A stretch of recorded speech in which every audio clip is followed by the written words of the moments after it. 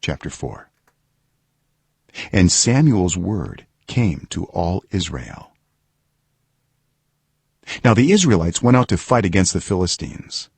The Israelites camped at Ebenezer and the Philistines at Aphek. The Philistines deployed their forces to meet Israel, and as the battle spread, Israel was defeated by the Philistines, who killed about 4,000 of them on the battlefield. When the soldiers returned to camp, the elders of Israel asked, "Why did the Lord bring defeat on us today before the Philistines? Let us bring the ark of the Lord's covenant from Shiloh, so that he may go with us and save us from the hand of our enemies." So the people sent men to Shiloh, and they brought back the ark of the covenant of the Lord Almighty, who was enthroned between the cherubim. And Eli's two sons, Hophni and Phinehas, were there with the ark of the covenant of God. When the ark of the Lord's covenant came into the camp, all Israel raised such a great shout that the ground shook. Hearing the uproar, the Philistines asked, "What's all this shouting in the Hebrew camp?" When they learned that the ark of the Lord had come into the camp, the Philistines were afraid. "A god has come into the camp," they said. "Oh no, nothing like this has happened before. We're doomed. Who will deliver us from the hand of these mighty gods? They are the gods who struck the Egyptians with all kinds of plagues in the wilderness. Be strong, Philistines, be men, or you will be subject to the Hebrews, as they have been to you. Be men and fight." So the Philistines fought, and the Israelites were defeated, and every man fled to his tent. The slaughter was very great. Israel lost 30,000 foot soldiers. The ark of God was captured, and Eli's two sons, Hophni and Phinehas, died. That same day a Benjamite ran from the battle line and went to Shiloh with his clothes torn and dust on his head.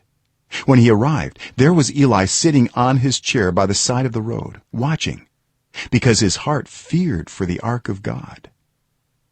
When the man entered the town and told what had happened, the whole town set up a cry.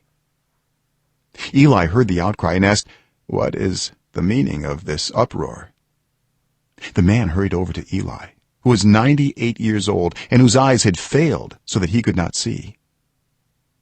He told Eli, "I have just come from the battle line. I fled from it this very day." Eli asked, "What happened, my son?" The man who brought the news replied, "Israel fled before the Philistines, and the army has suffered heavy losses. Also your two sons, Hophni and Phinehas, are dead, and the ark of God has been captured."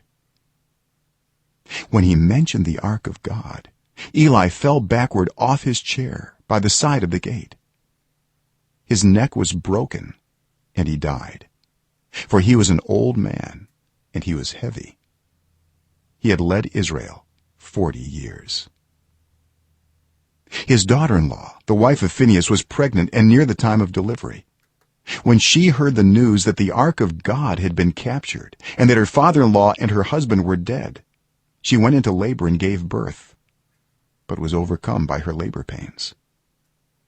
As she was dying, the women attending her said, "Don't despair, you have given birth to a son." But she did not respond or pay any attention.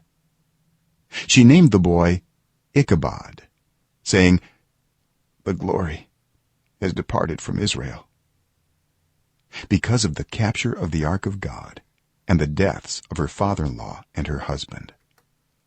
She said, "The glory has departed from Israel, for the ark of God has been captured."